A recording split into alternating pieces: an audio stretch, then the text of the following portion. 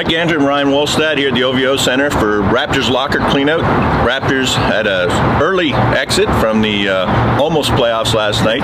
Season ending with a loss to the Chicago Bulls. Ryan, I thought there were two key moments in today's exit interviews. One being the future of Nick Nurse, and the other really being the future of Fred VanVleet and whether or not he's going to come back and what he thinks about that. Well, my stance on my relationship with the front office is what I just said earlier. Like, Masai really wants to win. I really want to win. We're driving to try to figure out how to get back to a championship level, right? Obviously, tough way to go out. So, take a couple of days, couple of weeks. I don't think there's much rush to jump into a decision one way or another. I know we're very dramatic around here, so sorry to ruin that for you. Absolutely, Mike. VanVleet is the headliner. He's the point guard. He's the former All-Star. He's the head of the snake, as Dwayne Casey used to say. There's a lot riding on what he does. He's Pascal Siakim's good friend. He's Jakob Poeltl's good friend.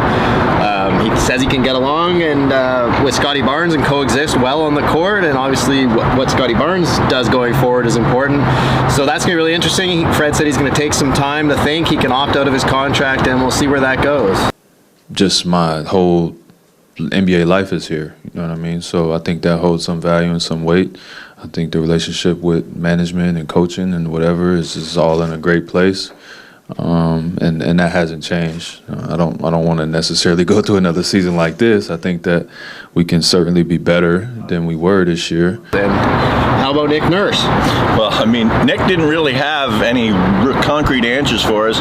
He seemed to want to sort of reinvent what he said that Friday in Philadelphia when he opened this whole can of worms about potentially not coming back. He's what we can say is the players seem to want him back.